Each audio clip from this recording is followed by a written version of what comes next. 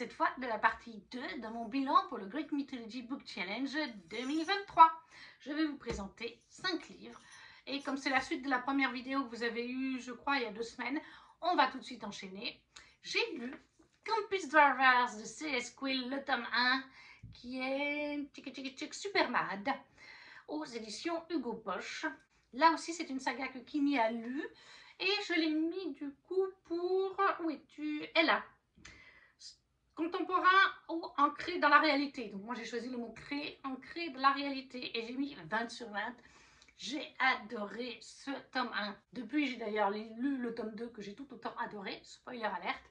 Mais voilà, là on parle du tome 1.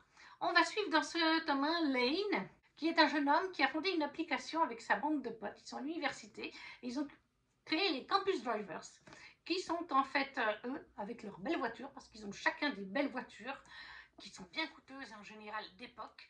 Et ils ont créé cette application pour transporter les jeunes femmes, ou même des jeunes hommes, hein, mais c'est plutôt les filles qui les utilisent, du campus à la ville ou de différents coins du campus. Par exemple, si elles vont en soirée, qu'elles veulent boire sans avoir à se soucier de rentrer à pied ou en voiture, elles sont en sécurité avec un Campus Drivers, ou pour aller faire leurs courses, etc. Et donc, ils alternent, chacun leur tour, ils ont des créneaux horaires. Donc, il y a toujours 1 ou 2 campus de disponibles pour transporter les gens qui le demandent via l'application. Donc, là, il vit sa petite vie, pas forcément très joyeuse parce qu'il a vécu une perte. Il y a un moment de ça. Il a du mal à s'en remettre. Je ne vous dirai pas qui, comment, pourquoi, mais voilà. Malgré sa bande de potes, il n'arrive pas bien à s'en remettre. Et un jour, il va découvrir Loïs. C'est une jeune femme qui vient d'arriver sur ce campus. Elle se prépare pour sa première année d'université. Et en fait, elle se fait larguer à la veille de la rentrée, ou 2-3 jours avant. Quelque chose comme ça. Elle était avec son mec, hein, ils étaient ensemble depuis des années. Elle a choisi d'aller dans la même université que lui. Il lui a proposé de vivre avec elle sur le campus, en appartement, donc en dehors du campus. Donc, et il la largue 2-3 jours avant le début du campus, ou la veille, parce qu'en fait, il a envie de profiter de sa vie universitaire, de s'envoyer en l'air et tout ça. Sauf que c'est lui qui lui avait dit viens vivre avec moi, etc. Et elle a fait toute sa vie sur lui. Et du coup, elle se retrouve à la rue. Et comme c'est juste avant la rentrée, eh ben, il n'y a plus une seule chambre d'universitaire libre. Et comme elle n'a pas encore trouvé de petit job, puisqu'elle vient d'arriver quelques jours avant avec son chéri, elle n'a pas de quoi payer non plus pour un studio, une chambre d'hôtel ou quoi que ce soit. Et elle n'a pas envie d'aller demander à sa famille, puisque sa famille lui avait dit « ce mec, on ne le sent pas ». Eh ben, ils avaient raison. Donc en fait, elle s'est retrouvée à la porte de leur appartement. Elle y a passé toute la nuit, à ne pas dormir, à pleurer. Et Lane la trouve le lendemain matin, en fait, parce qu'il vit dans cet immeuble. Il est genre l'étage au-dessus, ou 2 étages au-dessus, et le matin, il la découvre seulement amochée, enfin seulement amochée dans le sens où elle a pleuré toute la nuit, à moitié groggy devant la porte du mec. Bon, sur le coup, il n'en a rien à faire, c'est Lane, il a ses soucis comme je vous ai dit, sauf que plus tard dans la journée, elle est toujours là. Et là, il s'en fait quand même un petit peu pitié. Allez, il dit, allez, toi, tu viens.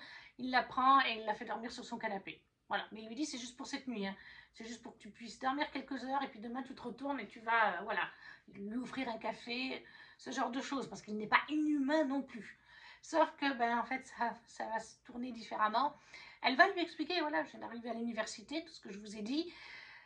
Donc elle va aller, voilà, alors après il lui dit ok tu peux rester 3-4 jours, le temps que l'université commence, que tu ailles voir auprès de la réception pour trouver une chambre universitaire.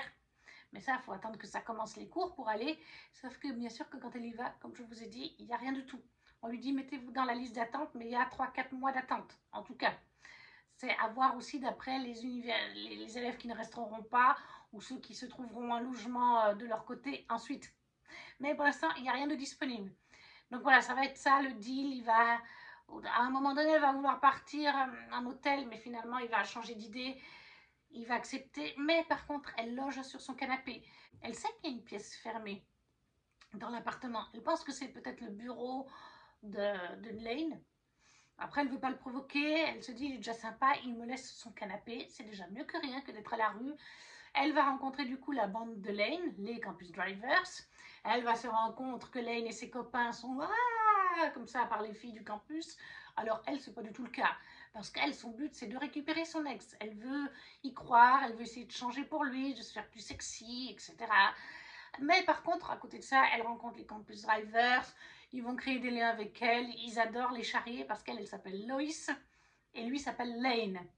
Au cas où, si vous n'avez pas la référence, Lois Lane, c'est l'amoureuse de Superman dans Superman, tout simplement.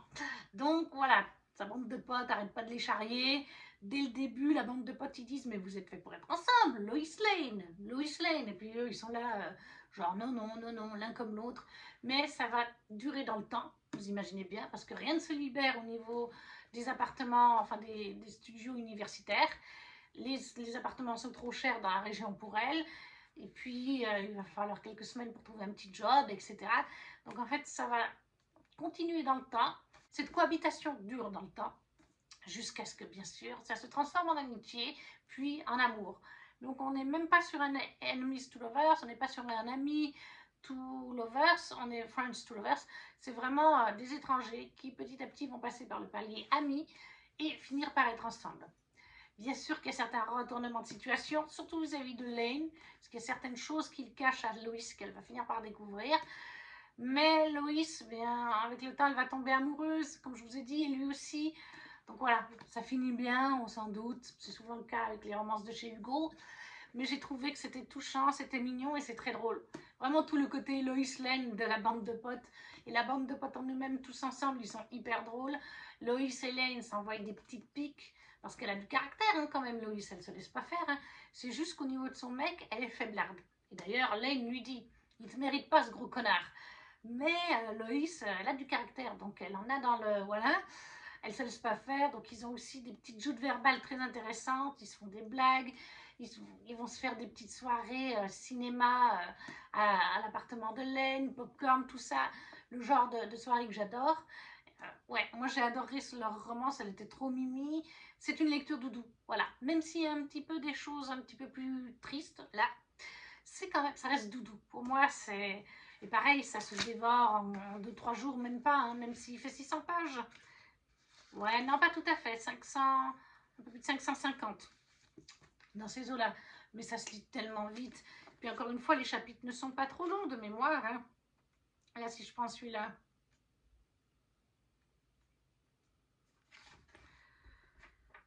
ouais, ça fait 15 pages à peu près, mais bon, c'est du Hugo, ça se lit hyper vite. Moi, je trouve en fait que la romance se lit hyper vite.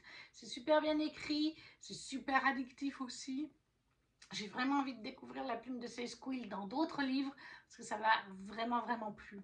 Donc, les Campus Drivers, le tome 1, Super Mad de C.S. Quill chez Hugo, qui est 20 sur 20 pour la catégorie Elle a ancré dans la réalité. Ensuite, j'ai lu la saga d'Hadès, le tome 1 de Scarlett Sinclair, paru chez Hugo en grand format. Là, on est en fait avec la mythologie grecque. Oui, cette fois, oui, c'est vraiment les dieux de la mythologie grecque. C'est la saga spin-off de Hadès et Perséphone, de la même autrice, parue chez Hugo, dans leur filiale Romantasy d'ailleurs. Et pas Hugo New Romance. Et en fait, après le tome 3 de la saga d'Hadès et Perséphone, Scarlett Sinclair a sorti des tomes spin-off. Ce tome 1 de Hadès se lit également entre le tome 1 et le tome 2 de Hadès et Perséphone. Et je crois que le tome 2 d'Hadès se lit entre les tomes 2 et 3 d'Hadès et Perséphone. Là, c'est l'histoire d'Hadès et Perséphone, mais du point de vue d'Hadès, puisque dans Hadès et Perséphone, on n'est que du point de vue de Perséphone dans les 2 premiers tomes. Je crois qu'il y a la fin du 3e où on a un petit peu du point de vue d'Hadès, mais ça s'arrête là. Donc on ne sait pas ce qu'il fait la moitié du temps dans ses romans quand il n'est pas avec elle, et on le découvre grâce à ça. On prend l'histoire un petit peu avant leur rencontre dans ce tome 1, mais on va avoir tout l'aspect du pari qu'il fait en fait avec Aphrodite, et que Perséphone découvre à un moment donné du roman. Pour résumer Hadès et Perséphone, on est dans notre monde, une sorte de monde qui ressemble au nôtre, avec une ville qui s'appelle New Hatten, où Hadès a un club de danse, etc., qui fait aussi poker, jeux de cartes, tout ça. Et les gens, certaines personnes peuvent rencontrer Hadès en personne pour jouer au poker contre lui. Et s'ils gagnent, enfin voilà, ils doivent dealer avec Hadès, comme toujours au poker. S'ils gagnent, ils obtiennent ce qu'ils veulent. S'ils perdent, Hadès obtient lui ce qu'il veut. Et par mégarde, Perséphone va se retrouver à jouer avec lui, mais elle ne sait pas que c'est lui. Et elle déteste Hadès, elle le prend, elle l'a jamais vu. C'est juste que voilà, sa mère Déméter lui a dit Hadès c'est le mal et tout ça. Elle se retrouve à jouer contre lui, elle va se retrouver impliquée dans un pari avec lui, puisqu'elle perd. Elle doit créer de la vie aux enfers. Mais elle n'est pas prisonnière, hein. Elle vient aux enfers comme elle veut, elle repart quand elle veut. C'est juste qu'elle doit trouver un moyen de créer de la vie. Il lui a donné un certain temps pour faire ça. Et elle est censée le faire grâce aux fleurs. Techniquement, c'est censé être son don. Sauf que Perséphone ne maîtrise pas du tout son don. En fait, Perséphone, elle n'aime pas être une déesse, elle s'en cache. Il n'y a qu'une ou deux personnes qui savent son secret. Elle a mis un glamour, enfin sa mère a mis un glamour autour d'elle pour qu'elle fasse des études comme une simple humaine et tout ça. Et en fait, voilà, ça va être aussi ça, ça va être le fait que Perséphone va évoluer en tant que déesse petit à petit grâce à Hadès. Alors c'est une saga où il y a beaucoup de spicy. Voilà, si vous n'aimez pas le spicy, n'allez pas dans Hadès et Perséphone ni dans Hadès, parce qu'il y en a énormément. Mais là, du coup, on suit leur histoire du point de vue d'Hadès, qui a lui-même ses propres histoires, pas forcément connectées à Perséphone elle-même, hein, mais à sa pomme. Je l'ai trouvé très bon. Moi, je lui ai mis 20 sur 20. Voilà. De toute façon, j'ai adoré Hadès et Perséphone. Moi, plus il y a de spicy, plus ça me plaît, contrairement à d'autres personnes. Chacun a ses goûts. Voilà. Moi, s'il n'y a pas de spicy, j'avoue que je m'ennuie. Donc, j'ai adoré découvrir son point de vue. Même si, bah, bien sûr qu'il y a certains points qui se répètent, puisqu'on a déjà vécu ces choses avec Perséphone. Mais là, on est dans la tête d'Hadès, ça nous permet de mieux le cerner. Et comme il a quand même des histoires qui ne sont pas forcément connectées à Perséphone, ou de loin, mais en tout cas qu'on n'en a pas eu vent dans les premiers tomes de la saga, eh bien, ça donne un aspect nouveau au récit. C'est pas juste du copier-coller. C'est pour ça aussi que j'ai mis 20 sur 20. C'est pas par exemple comme dans Twilight avec le livre Midnight Sun sur Edward Cullen, où à part deux ou trois petites scènes qui ont été ajoutées, c'est pratiquement identique. Non, là, Hadès, il a une mission. Il y a une divinité qui lui dit, voilà, j'ai des soucis, il faut que tu m'aides à résoudre ça. Et en fait, on va aussi suivre cette intrigue qui lie un autre dieu, qui lie Hadès avec ce dieu, avec des humains. Enfin, il y a tout un schmilblick autour. Et c'est ça qui rajoute aussi tout un côté mystère, en fait, tout simplement. Donc, moi, j'ai beaucoup aimé. C'est pas un livre trop long, hein. Franchement, ça se lit vite. Quelle taille font les chapitres? Non, franchement, là, vous voyez, ça fait même pas 12 pages. Et puis, c'est écrit gros. Il faut aussi le dire, c'est écrit gros. Donc, moi, j'ai passé un super bon moment. La plume est super bonne, super addictive et fluide pour moi. C'est souvent le cas, hein. Il peut quand même arriver qu'il y ait des livres où c'est plus corsé à lire. Mais là, non. Franchement, moi, je passe toujours d'un bon moment avec cette autrice. Et si vous aimez la mythologie grecque, eh ben là, vous en avez. Là, on est vraiment avec de la magie de mythologie grecque. C'est pas juste une réécriture où il n'y a pas de magie. Non, non, là, on baigne vraiment dedans. C'est les vrais dieux de la mythologie. Donc, la saga d'Hadès, le tome 1 de Scarlett Sinclair chez Hugo dans leur filiale Romantasy, 20 sur 20. Et celui-là, il était en fait pour Minos. Alors, pour les jeux de mort, jeux de pouvoir et royaume. On est totalement dans ces mots-clés. Ensuite, toujours en mythologie grecque, j'ai lu Ariane de Jennifer Sainte chez Sabran Édition dans cette très belle édition. Et ça, je l'ai mis dans la catégorie Orion. Beau livre, tout simplement, c'est le cas. Et je lui ai mis 18 sur 20. Ça n'a pas été un coup de cœur. Mais ça a été une très bonne lecture, une très bonne découverte de Jennifer Sainte. Depuis, j'ai lu un autre roman d'elle paru aussi chez Sabran et en mythologie grecque. Ariane, eh ben, on suit l'histoire d'Ariane. La Ariane, du fils d'Ariane, avec Minotaure et Thésée. Mais là, on suit vraiment toute son histoire, avant Thésée et bien après Thésée. Alors, on a beaucoup de chapitres du point de vue d'Ariane, mais on en a quelques-uns du point de vue de sa sœur, qui s'appelle comment déjà? Phèdre. Oui, en plus, Phèdre. Il y avait Phèdre dans les McCoy de l'autre vidéo. Elle portait son prénom de Phèdre à cause de la mythologie grecque. Donc voilà. Ariane et Phèdre sont deux sœurs. Les filles donc du roi de Crète, le roi Minos. Et en fait, on va suivre toute l'évolution d'Ariane avec Thésée, le Minotaure, mais ça ne prend qu'une petite partie du livre, hein. Ça prend genre même pas ça du livre, hein. Et après reste tout ça. En fait, moi, le mythe d'Ariane, je connaissais, oui, bien sûr, le fait qu'elle a aidé Thésée avec le fil d'Ariane contre le Minotaure, mais ça va bien plus loin. Et en fait, j'ai découvert en lisant ce livre qu'il y a plusieurs versions d'Ariane. Alors, la base reste la même, mais le après.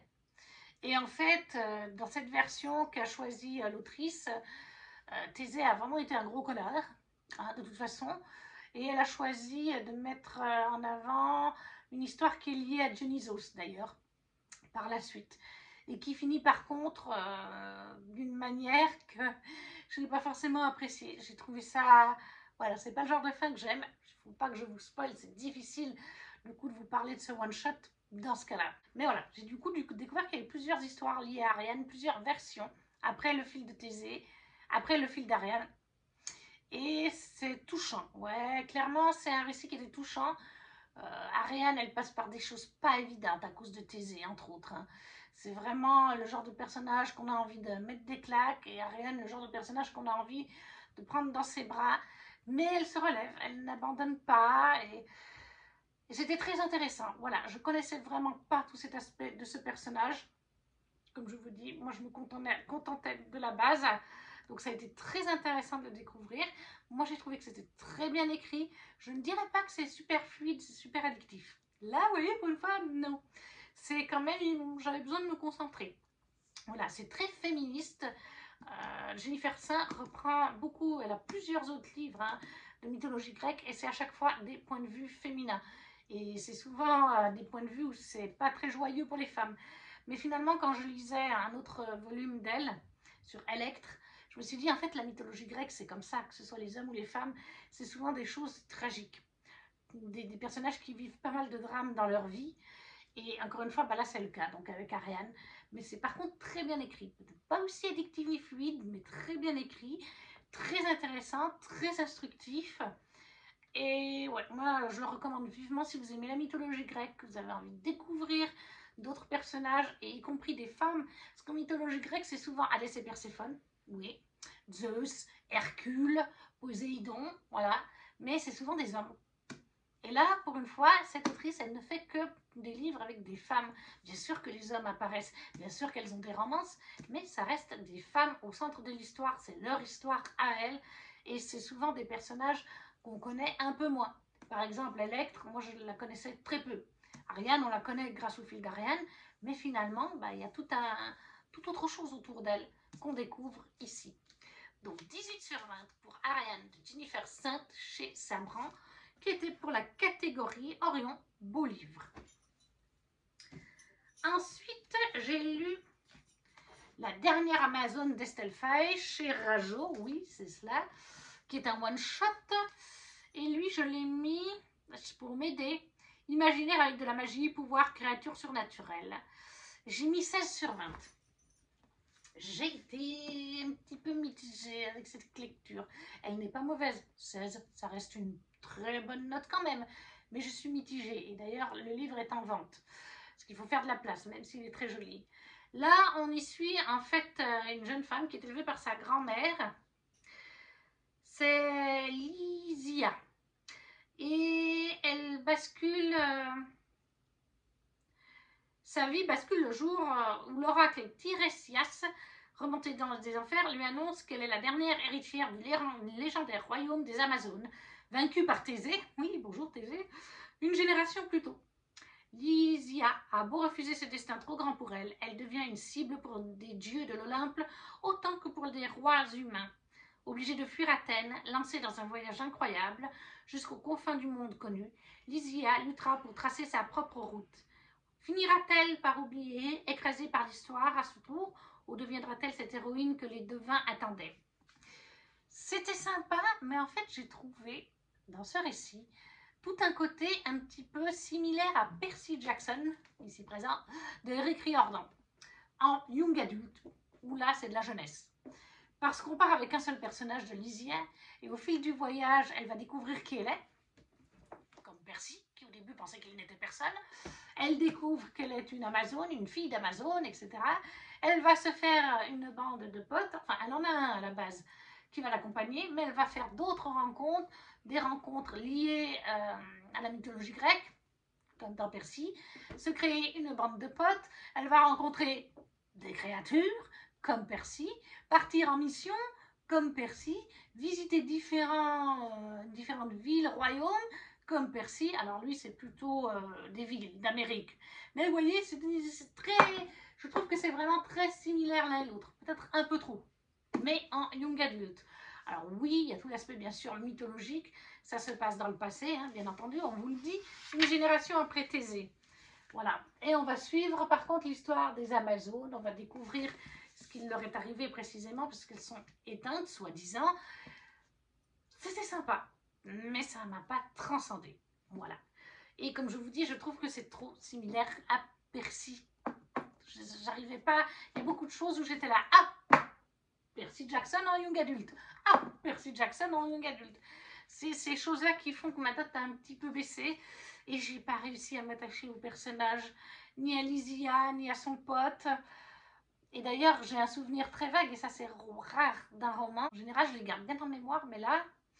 Ah oui, grosso modo, je me rappelle, hein, mais je sais très bien que mon ressenti n'était pas tété. J'ai pas réussi à m'attacher au personnage. C'était pas bourré d'humour. Voilà, comme je vous dis, c'est très similaire à Percy. On a un young adulte et avec beaucoup moins d'humour. Percy, c'est très décalé, c'est très déjanté, et on le sait depuis le début de la saga, et on le prend tel quel.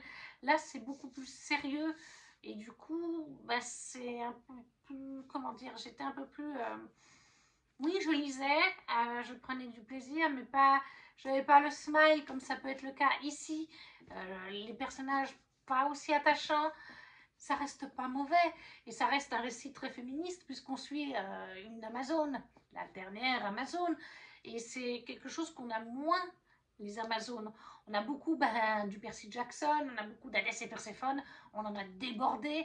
Comme je vous disais, pour Ariane, on a souvent les mêmes dieux ou personnages mythologiques mis en avant. Donc oui, là, ça change. Ça, à ce niveau-là, c'est différent parce que les Amazones sont moins mises en avant. On sait qu'elles sont là, mais voilà. Donc pour ça, oui, c'était un gros point. Mais la plume reste agréable, mais je ne l'ai pas trouvée fluide. Voilà, ça fait partie des plumes que je n'ai pas réussi à me mettre dans cette plume, à m'intégrer dans cette histoire. J'ai coincé. Voilà, tout simplement. Mais ça reste agréable et ça reste de la mythologie. Et si vous aimez ça, je vous le conseille quand même de vous faire votre propre idée. Donc la dernière Amazone d'Estelle Fayet, pour lequel j'ai mis 16 sur 20 pour, comme je vous disais, m'aider, imaginaire avec de la magie, pouvoir, créature surnaturelle. Et le dernier livre que j'ai mis pour la catégorie où je t'ai mis Héraclès, enquête et épreuve, et ça allait très bien pour celui-là, c'est Percy Jackson, le tome 4 de Rick Riordan, les anciennes éditions chez Wiz, qui est une collection Albin Michel. Et ça va très bien parce qu'en fait, j'ai mis 17 pour ce tome, en général les Percy c'est 17 avec moi, parce qu'on a tout un aspect en effet d'épreuve et d'enquête. De toute façon avec Percy c'est souvent le cas. Hein, on commence le tome, on a l'oracle qui fait une prévision, une prophétie, hein, et puis Percy doit choisir d'autres personnes pour aller enquête avec lui, enquêter et faire des épreuves à chaque fois, il y en a. Et là cette fois, on va aller dans le labyrinthe qui est fait par Dédale, voilà, qui a été créé par Dédale. Dédale qui était un grand inventeur de la mythologie grecque, donc vous imaginez bien qu'il leur arrive plein de choses. On continue sur les bases du tome 1. Plus la saga avance, plus on continue avec le grand méchant qui revient. Je ne veux pas vous dire qui, mais il y a un grand méchant qui a des alliés, forcément. Là aussi, je reste vague si vous voulez commencer Percy. Pas vous spoiler le tome 1, mais on continue sur cette intrigue de base. On évolue sur cette intrigue qui inclut des sous-intrigues, donc dans chaque tome. Une petite prophétie qui n'est pas forcément liée de base au truc principal et au grand méchant, mais qui finit par l'être au cours de la quête. Vous voyez ce que je veux dire? Percy Jackson, c'est rigolo, en fait, il faut le prendre déjà au second degré. Il y a beaucoup d'humour, c'est de la jeunesse, hein, c'est clairement... il y a beaucoup d'humour, il y a des trucs très drôles, je sais pas, moi, vous allez tout d'un coup avoir je sais pas, moi, comment vous dire ça, je ne sais plus... les trois sœurs là, qui fument un joint ou j'en sais rien quoi, enfin des trucs des fois complètement décalés il faut le prendre en second degré, mais malgré tout, il y a une intrigue, il y a un fil conducteur qui avance progressivement, qui est très intriguant, qui donne envie à chaque fois de lire la suite. Et les personnages sont attachants. Percy est attachant, Annabeth est attachant. Comment t'appelles-tu, Glover aussi, il est rigolo.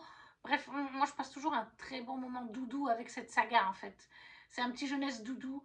Mais en même temps, ça permet d'apporter un aspect mythologique, puisque là on est dans la mythologie grecque, et c'est de la vraie, hein. Il y a vraiment toute la magie, tout ça. Là encore, c'est mythologie. Mais on fait revivre certains personnages, ou on revit certaines histoires, mais avec leurs descendants, avec les enfants des dieux, enfin les semi-dieux du coup. Bref, ça reste que ça apporte beaucoup en mythologie. Si quelqu'un ne connaît pas bien la mythologie, ça lui pose certaines bases de ce qui s'y passe. Je pense notamment à un enfant qui va découvrir ça. Moi, je sais que les Percy Jackson, j'ai regardé la première saison que j'ai trouvée très bonne de la série, mieux que les deux films qui avaient été faits il y a quelques années. Et j'ai regardé la saison toute seule et après je l'ai regardée avec Pierre et Raphaël. Ils avaient donc 9 ans et demi quand on l'a regardé, mais ça leur a beaucoup plu. Après, les livres, je pense que les livres, il faut quand même avoir 11-12 ans pour les livres. Je pense que je pourrais bientôt leur proposer. Mais ça reste quand même un univers complexe, hein. Par exemple, ils n'ont pas encore fait ça à l'école. Après, ils sont en Suisse, hein. En France, je ne sais pas à quel âge vous voyez la mythologie grecque. Mais du coup, ils ne connaissaient rien. Donc, c'est clair que j'ai quand même dû leur expliquer. Il y a 3 dieux à la base, Poséidon, Hadès et Zeus. Mais ils ont dû battre, enfin c'est Zeus qui a dû battre leur père qui est un titan, qui avait bouffé ses enfants, littéralement. J'ai dû expliquer un peu ça, tout en restant subtil. J'ai expliqué les 3 royaumes des 3 dieux, leur pouvoir. Et puis après, on essaie d'expliquer certaines choses qu'on voit dans la première saison. Donc, c'est une bonne approche pour découvrir la mythologie pour les jeunes ou pour un adulte qui n'y connaît rien, qui a envie de se remémorer des choses. Après, bon, bah, bien sûr que c'est tourné à la sauce moderne et ça se passe en Amérique, hein. Le mont Olympe est à New York. Il est dans la tour, là. Je ne sais plus comment s'appelle cette tour, à New York. Donc voilà, mais moi j'adore. Moi je surkiffe. Et 17/20, ça reste une très bonne note pour moi en fait. Surtout pour de la jeunesse. Donc voilà, Percy Jackson, le tome 4 pardon, de Rick Riordan chez Albin Michel, collection Wiz, 17/20. Et on a du coup terminé cette seconde partie d'avis du grec mythologie Book Challenge. Je vous ai présenté 5 romans. N'hésitez pas à me laisser un commentaire en me disant si vous avez lu certains de ces livres, s'ils vous ont plu, qu'est-ce que vous en avez pensé. Si vous ne savez pas quoi mettre, un petit emoji, ça soutient la chaîne, tout comme le petit pouce, à partager la vidéo si le cœur vous en dit. Et nous, on se retrouve très vite pour une prochaine vidéo. Ciao, ciao!